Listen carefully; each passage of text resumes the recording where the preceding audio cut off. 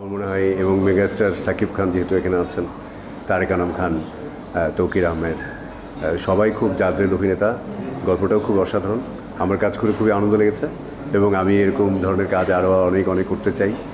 আসলে সুযোগটা খুব ইম্পর্ট্যান্ট, কারণ আমি আমার গুরু অধ্যাপক মমতাজউদ্দিন আহমেদ স্যার বলেছিলেন যে একজন অভিনেতার জীবনে 95% হচ্ছে সুযোগ, 2.5% হচ্ছে কোয়ালিটি, আর 2.5% হচ্ছে কপাল, লাক।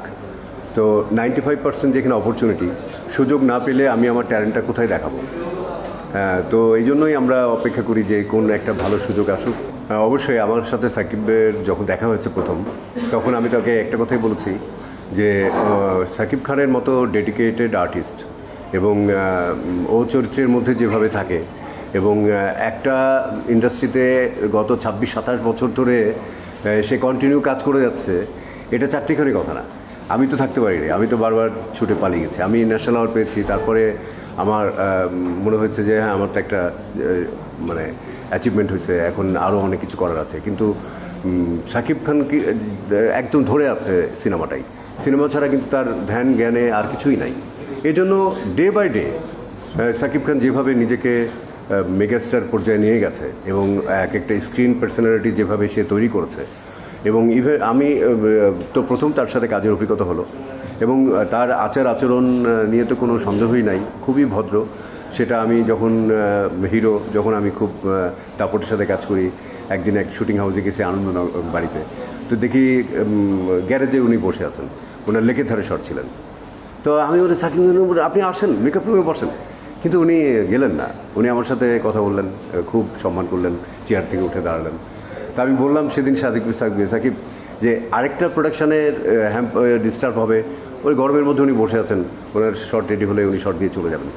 তো এই যে তার মধ্যে যে ডেডিকেশন এবং অনেস্টলি কাজ করার যে মানসিকতা, এবং সে কারণেই কিন্তু আজকে সে প্রতিদান হিসেবে তার পাচ্ছে সবার ভালোবাসা। সে বাংলাদেশের একমাত্র মেগাস্টার, যাকে সত্যি সত্যি যাকে দেখতে সবাই যায়, কারণ তার সাধনার একটা উচ্চ মাত্রায় সে এসে পড়েছে। এবং আমার সাথে অভিজ্ঞতা নিয়ে আমি যদি বলি, কাজের অভিজ্ঞতা, এই সোলজার সিনেমায় আমার সাথে তার দুটো খুব মারাত্মক সিন ছিল, অনেক ডায়ালগ, অনেক কম্পোজিশন, অনেক হাঁটাহাঁটি ছিল। এবং সে যে এত মানে কনসার্ন, এবং আমরা তার মেকআপ রুমে আমাকে আগে ডাকা হলো এবং আমি গিয়ে তার সাথে রিহার্সাল করলাম। আমরা রিহার্সাল করে তারপরে এসে ক্যামেরার সামনে আমরা কম্পোজিশন করলাম, করে আমরা শট দিলাম।